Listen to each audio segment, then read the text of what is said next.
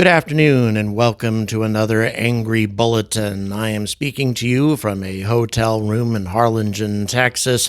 Finally got here in anticipation of the upcoming Starship launch that has now been rescheduled for Tuesday instead of Monday, but coming up really soon. And as soon as I'm finished recording this video, I'm going to be off to the launch pad to take some photographs of a fully stacked Starship. And that's something I actually haven't seen in person. At least not up close. I've seen it lift off, but I've never actually seen it just sitting on the pad. So I'm really looking forward to this opportunity. But in the meantime, we need to talk about something else, something that's been in the news lately, something that now seems quite likely, and that is the imminent cancellation of SLS. Been a number of journalists who have fair number of inside sources at NASA that say that we are running about a 50-50 chance of getting rid of NASA's super rocket. And for those of you who've been watching my channel for a long time, you would think that I would celebrate such a thing because I've been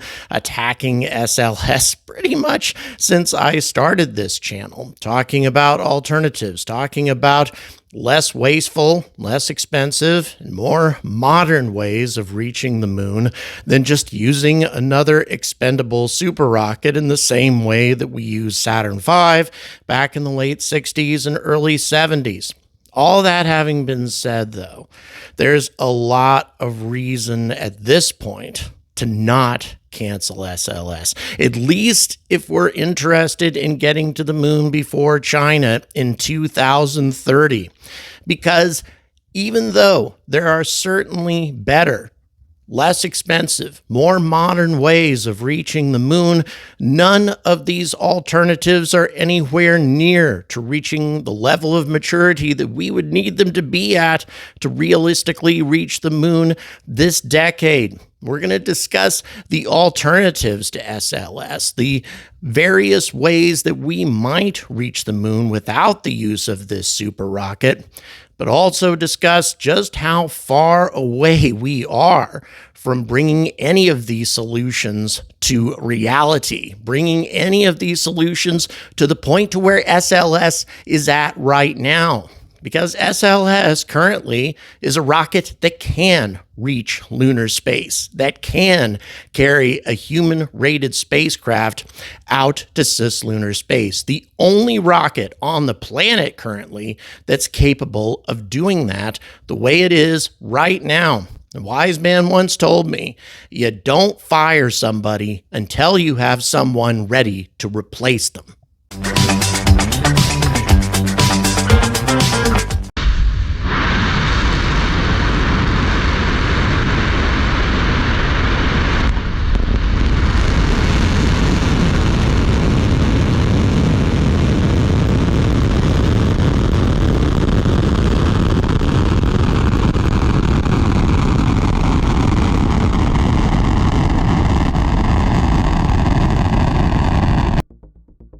It's a pity that I wasn't born in Missouri because I'm a kind of show me guy. You gotta show me what you're capable of doing in reality before I'm going to be 100% convinced that you're actually capable of it. And even though Starship has been doing a lot of show me stuff lately, nothing compares, at least currently, to what SLS showed us back in 2022. At least if we're talking about sending a human-rated spacecraft, a big human-rated spacecraft, all the way out to lunar orbit. SLS accomplished this for the first time since Saturn V did it back in 1972.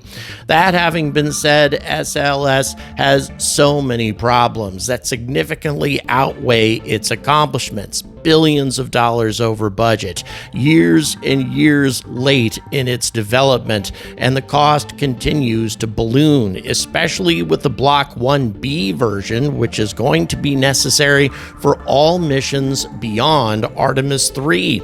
This current setup that we have for SLS, this current launch tower, all of this is only going to be good for 3 launches in spite of the billions of dollars that's been poured into it thus far. A complete and utter waste of resources, a rocket that's not reusable, a spacecraft, however, that is, the Orion minus its service module, that is anyway, is capable of being reused, and I think that's something that needs to be taken into account if we're talking about canceling anything. But SLS itself is operating under a completely outdated philosophy, something that even predates the space shuttle.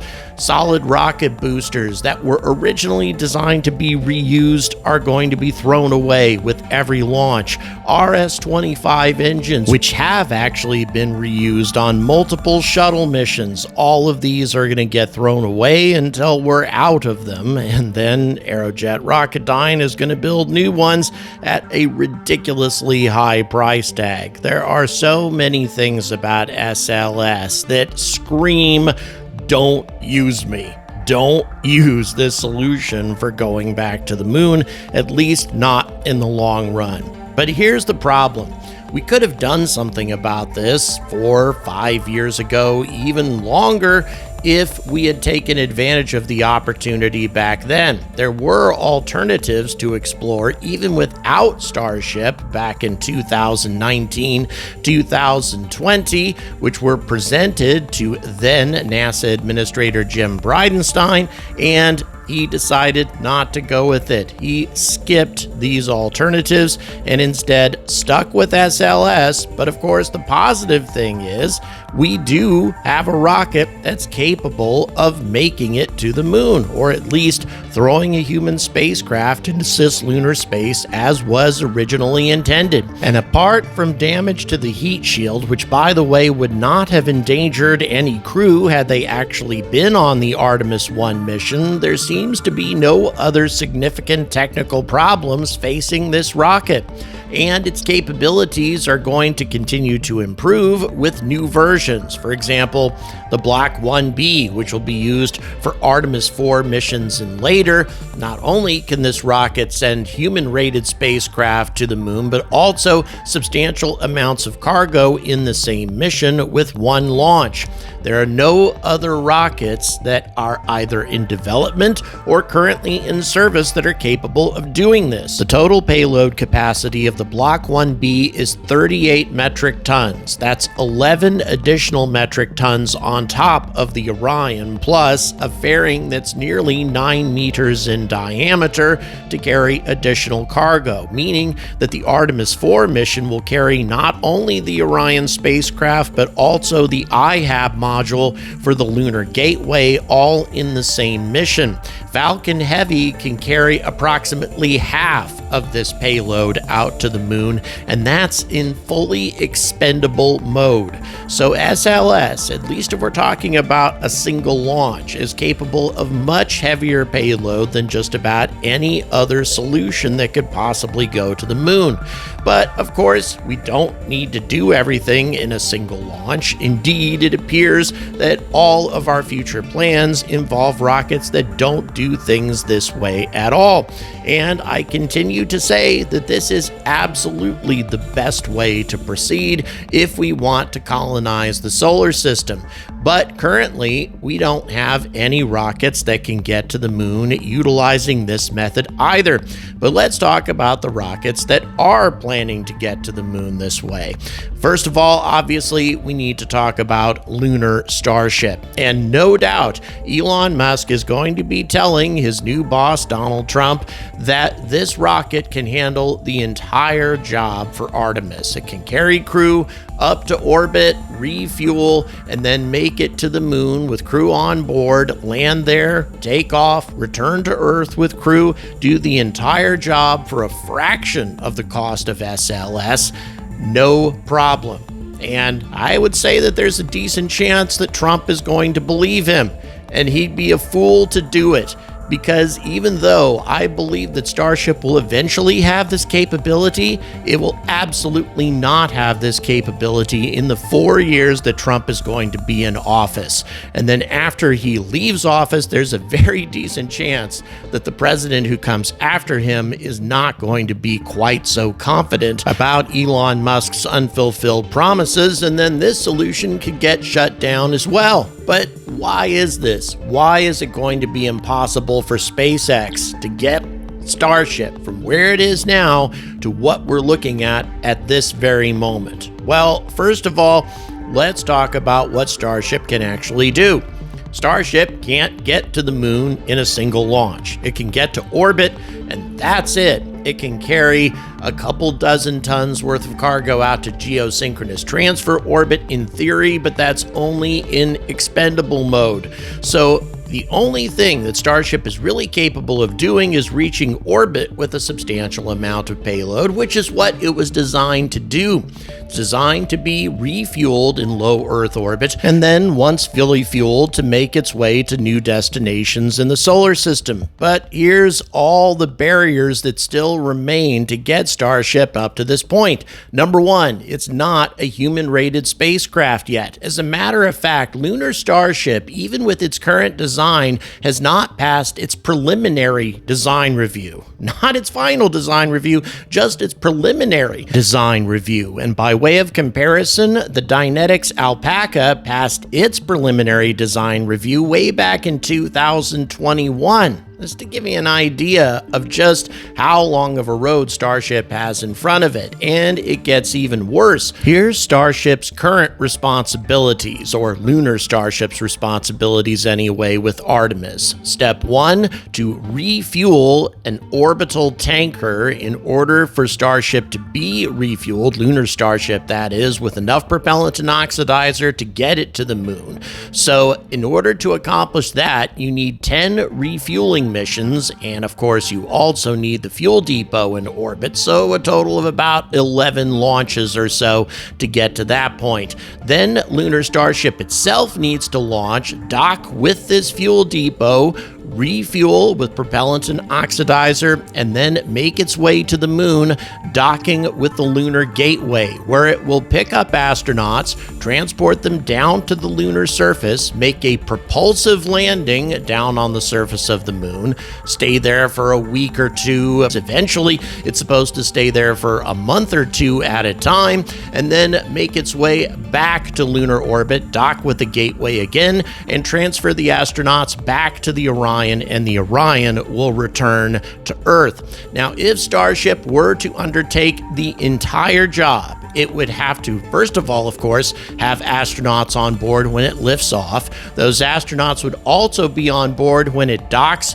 with a fuel tanker in orbit, and that is never an easy thing, to dock with human beings on board two very large spacecraft with one another. It's going to be a while before Starship's really going to be safe enough to do things like that. Then transport those astronauts off to the moon and do a propulsive landing on the lunar surface. Then eventually lift off from the lunar surface. Don't even bother with the Gateway. Presumably the Gateway will be removed from Artemis completely and make its way back to Earth, re-entering Earth's atmosphere, and then successfully landing the orbiter, landing Lunar Starship back on the surface of the Earth. And by the way, Lunar Starship is not capable of doing that because it wasn't designed for an atmospheric re-entry. We would instead need to have a complete redesign of Lunar Starship with a heat shield that's capable of surviving not a low Earth orbit re-entry, but a lunar trajectory re-entry. And that's a huge difference. A spacecraft traveling from the moon to Earth is re-entering the atmosphere approximately 3.3 kilometers per second faster than a spacecraft that's entering the orbit from Leo. That may not sound like a whole lot, but the amount of energy that the spacecraft is going to experience as it hits the atmosphere is equal to the square of the velocity. We're talking a re-entry that's many hundreds of degrees hotter than the ones that Starship has been experiencing up to this point. If we we think the heat shield is going to have problems with a LEO re-entry, we've only just begun to scratch the surface if you're talking about a lunar re-entry. And it gets even worse than that. Of course, then Starship is going to have to try to carry out a propulsive landing, perhaps a catch landing with a catch tower with crew on board. All of that, in my opinion, is going to take some time before NASA is going to be comfortable enough to let Starship handle this entire process. Absolutely is not going to be able to jump all of these hurdles in the next 4 years. Now, there are those who have talked about an alternative to this solution whereby you would use a Falcon 9 and a Crew Dragon to transfer the crew from the Crew Dragon to Starship in orbit, then have Starship carry the astronauts to the moon, carry out a propulsive landing, and then return, and then transfer the crew back to a Crew Dragon for a much safer re-entry. That way, there is a problem with this solution as well. We are expecting Lunar Starship on a single refueling to travel all the way to the moon, carry out a propulsive landing, then lift off, travel back to Earth, and then decelerate sufficiently in order to enter a stable low Earth orbit trajectory to dock with Dragon. Number of people have crunched the delta V numbers on this, and it doesn't seem possible from a fuel standpoint. You add an additional 4.1 kilometers per second worth of delta V in order to decelerate into orbit rather than re-entering Earth's atmosphere and using the atmosphere to slow you down. This is something that Starship will probably not have enough fuel left over to do once it's made it all the way to the moon, carried out a propulsive landing there, and then returned. Lunar Starship's current mission is going to gobble up 8 kilometers per second worth of delta V just to get it back to the lunar gateway, to get it to low Earth orbit, and to decelerate in the process will be over a dozen kilometers per second worth of delta V, which is substantially more delta V than it would take to get to Mars. And Elon has already admitted that getting to Mars is going to be all that Starship is pretty much capable of doing without having to refuel again. And refueling on the lunar surface will be both very complicated and actually virtually impossible because there's no methane to take advantage of on the lunar surface. Very, very challenging indeed to try to use Crew Dragon in the process. You almost have to use the atmosphere as part of this equation in order to allow Starship to handle the entire mission. And another complication is the fact that Starship doesn't have an abort system for the astronauts while they're on their way to orbit, meaning that there is no way that Starship is going to be able to overcome all of those barriers to be the one-stop shop for this entire mission. At least not in the next 4 to 5 years. That is to say, before China is able to do it by 2030. But there are other solutions that have already been circulated about a bit on the internet recently, and that involves using different rockets entirely. Step 1. Take the Orion, yes, you continue to use the Orion in this equation, up to orbit with a Falcon Heavy. Once you're in orbit, you have a Centaur 5 upper stage waiting for Orion. You dock Orion to that Centaur 5 and use the Centaur 5 to bring Orion all the way to the lunar gateway, and Orion uses its own propulsive systems to bring it back to Earth as was originally planned with the Artemis program. Now, some of you may be asking, why not just use 2 Falcon Heavies? Well, it's because Centaur 5 was actually designed for this type of application. It's an upper stage that can be relit multiple times and can stay active for months rather than hours. And that's going to be very important because the Centaur 5 will need to have been deployed by a Vulcan Centaur well ahead of time before the Orion is launched to orbit. But all of this is very doable and requires far fewer launches than a Starship solution will require. So why don't we just do this? Well, this solution was actually proposed to Administrator Jim Bridenstine back in 2019 during the early planning days of Artemis. And had NASA actually started pursuing this solution way back then, yes, this could probably be a viable alternative right now. But unfortunately, NASA didn't do this. And if we attempt to use this solution now, a number of things needs to happen. Number one, Falcon Heavy will have to become a human-rated rocket. Making a rocket human-rated is never a swift process. It'll take a couple of years at least. In addition to that, the Centaur 5 will have to become human-rated as well. Also, they will need to carry out a number of test launches of Falcon Heavy with Orion, at least one, in order to make sure that that solution is going to work, that Falcon Heavy is going to be a stable enough platform to carry this extremely heavy spacecraft up to orbit, because up to this point, Falcon Heavy hasn't carried a payload like this at all. And then, of course, you'll have to do the same thing with Centaur 5. All of these new engineering considerations are not going to happen overnight. This solution will require getting 2 rockets human-rated, including one that was never designed to carry a spacecraft as big as Orion up to orbit. We can't have any guarantees, really, that that's even going to work, but assuming that it is, we can't expect that NASA is going to be able to cross all the T's and dot all the I's from the engineering side of things in order to get all of this done for a successful Artemis 3 mission to the lunar surface by 2030.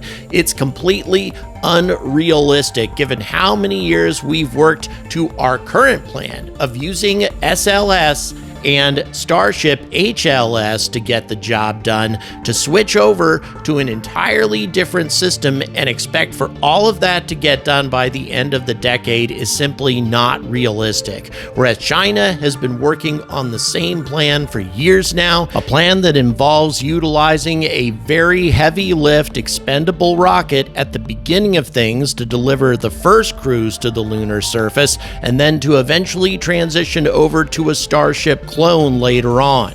If we don't do the same, if we dump the only rocket that we currently have that's capable of getting human beings to the moon in favor of another solution that may or may not work and certainly won't work within the next 5 years, we are essentially surrendering the moon to China. And that is something that at this stage we dare not do. Is SLS the solution and the rocket for the future? Absolutely not. But is SLS the only rocket that can get the job done for now until we actually have a viable and functional replacement? Yes. Absolutely. We need to utilize this rocket come hell or high water, regardless of the expenses. And I think perhaps that is something that Elon Musk could focus on, and a great task that he could turn his talent to. How to reduce the cost of this rocket until it's ready to be replaced. But is it ready to be replaced now? No, it absolutely is not. And if we try to do it now, if we try to rush another solution into service before it's ready and mature enough to do the job, we are asking for disaster. Thank you very much for watching. Please don't forget to like and subscribe. Also, please consider supporting this trip that I've taken here to Boca Chica. I'm still running a bit in the red on this trip. Any help would be very much appreciated. All the details are in the description. Can't wait to bring you all the coverage of Starship Flight 6. So excited to bring that to you on Tuesday. So until next time, stay angry about space.